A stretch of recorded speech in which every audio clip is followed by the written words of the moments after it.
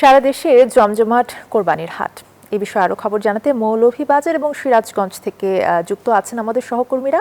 শুরুতেই মৌলভীবাজারে যাচ্ছি, সেখানে আছেন সহকর্মী শেখ সিরাজুল ইসলাম। সিরাজ, হাটে পশুর সরবরাহ কেমন দেখছেন এবং দাম নিয়ে ক্রেতারা কি বলছেন?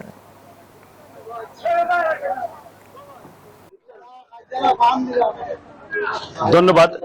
আমি আসলে দাঁড়িয়ে আছি এখন মৌলভীবাজার জেলার কুলাউড়া উপজেলার ব্রাহ্মণবাজার। এটা ঐতিহ্য বাজার। এখানে প্রতি সোমবার এখানে মহিষের বাজার হয়। এই বাজারে কিন্তু প্রতিদিন সোমবারে প্রায় 500 থেকে হাজারো মহিষ কিন্তু এখানে এই বাজারে উঠে। আমি একটু জানিয়ে রাখি, আসলে আপনারা জানেন প্রবাসী অধ্যুষিত মৌলভীবাজার জেলা।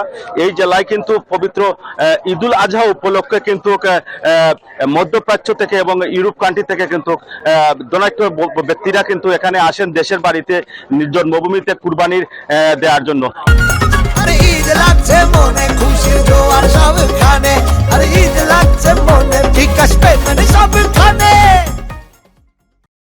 কেউ দিচ্ছেন মহিষ, কেউ গরু, কেউ ছাগল, বেড়া, অন্যান্য আমি একেবারে জানিয়ে রাখি, মৌলভীবাজার চলতি বছরে জেলা প্রাণী সম্পদ অফিসের হিসাব মতে 71,000 পশুর চাহিদা রয়েছে, কিন্তু পর্যাপ্ত রয়েছে প্রায় 75,000 কুরবানির পশু কিন্তু মৌলভীবাজারে কিন্তু কুরবানি দেওয়ার মতো ব্যবস্থা রয়েছে। ইতিমধ্যে আপনাদেরকে একটু জানিয়ে রাখি, আসলে পর্যাপ্ত পশু রয়েছে হাট বাজারে এবং দিন দিন কিন্তু হাট বাজারগুলো জমে উঠেছে এবং আশা করা যায় যে গতকাল ছিল রাজনগরের একটা ঐতিহ্য বাজার গরুর হাট।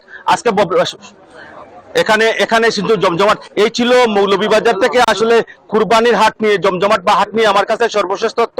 আমি ফিরছি সিরাজগঞ্জ, আমাদের সহকর্মী সিরাজগঞ্জের প্রতিনিধির সাথে কাছে। সিরাজগঞ্জ প্রতিনিধি।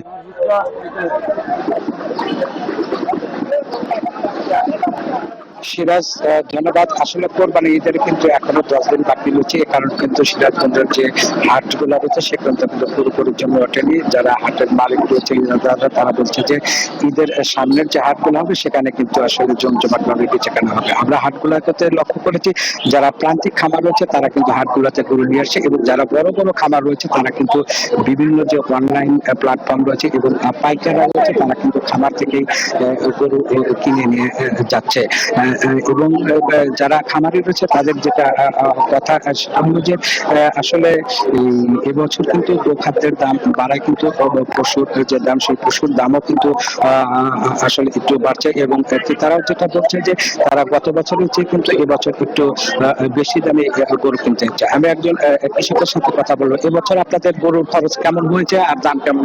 গরুর খরচ মনে হয় যে মালপাতির দাম বেশি, খাদ্যবাদ্যর কিনে মিলে লাভ তো দেয় না, কারণ কুরবান বেলে মিলে চালান দেয় পাইতেছি।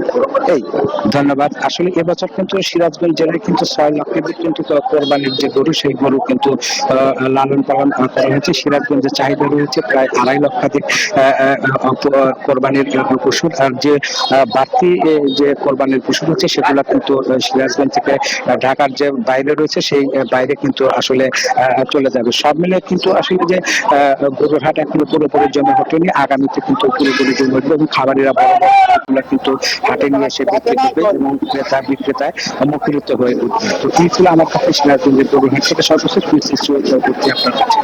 দুজনকেই ধন্যবাদ। মৌলভীবাজার এবং সিরাজগঞ্জ থেকে পশুর হাটের খবর জানাচ্ছিলেন সহকর্মীরা।